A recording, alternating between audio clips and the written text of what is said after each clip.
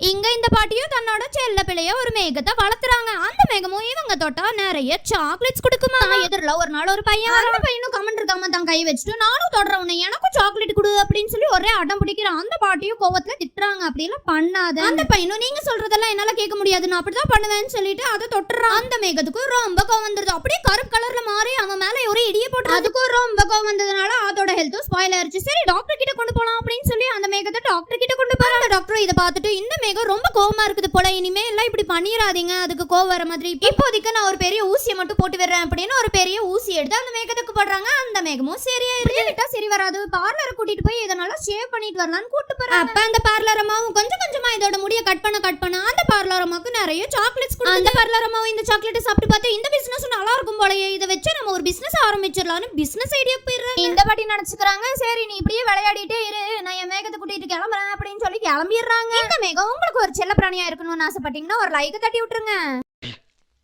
நான் செவனே தானா போய்க்கிருந்தேன், யாரு வம்பு தும்புக்காச்சும் போனா